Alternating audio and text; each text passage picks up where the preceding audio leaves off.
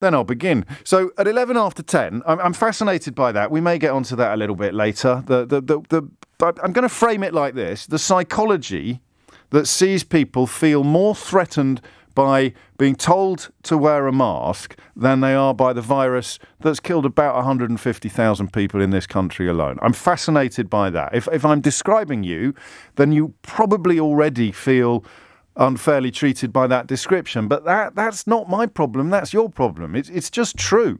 It's killed 150,000 people, and yet you're more threatened by an order to wear a mask than you are by the threat posed by the virus. And of course, the maddest element about this, again, unless I'm missing something huge, in which case 0345 6060 973, is that they often have quite odd views about the vaccines as well.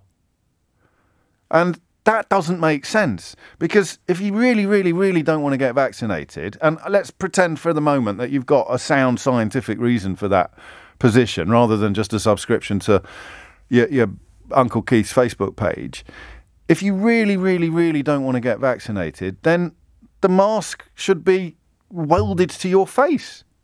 Oh, masks don't work. Right.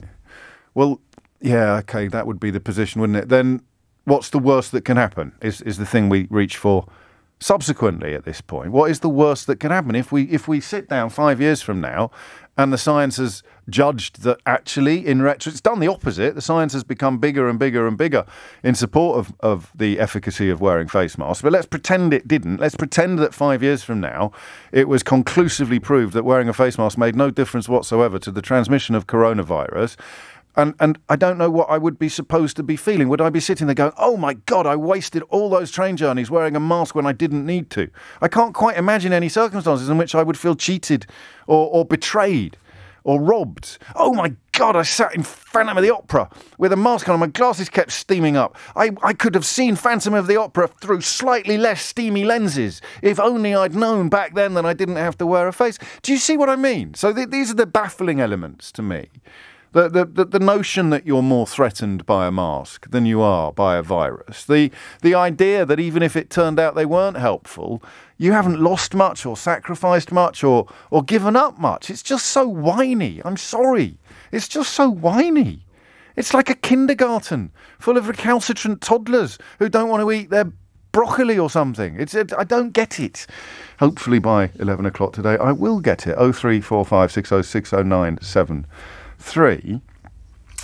And then finally, and somewhat unsurprisingly, and quite possibly foolishly, I do wonder whether they've got it right this time.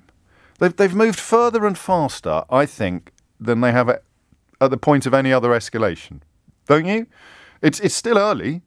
It might well turn out in a couple of weeks, when the dust settles, that Omicron is not as big a worry as it might be. The message coming from some medics in South Africa and it's early doors, and it is not yet, of course, definitive, because you need a couple more weeks to assess and collate the data. But although transmissibility may be higher, the symptoms are not. So there's every prospect that long before Christmas they'll have ramped down the alarm levels, but better safe than sorry was something that we wanted them to do for all of last year and most of this year, and they didn't. I'm going to cautiously suggest to you, and I am more than ready to take my medicine should I need to, that this response is the best so far to a, quote, new threat. Whether you're going back to the old new threat, or the new threat, or the new threat, which they nearly called it, but then realised that pronouncing that Greek letter new, or ni, some Monty Python reference there for older listeners, would be unhelpful. So therefore it is Omicron. And if you need a good joke today, probably the best joke I've seen with regard to all of this is not how I wanted to learn the Greek alphabet, lads. This is not how I wanted to learn the Greek alphabet. Special prize to anyone who knows what comes after Omicron? P. 10:15 is the time. The number you need is 0345 6060 973.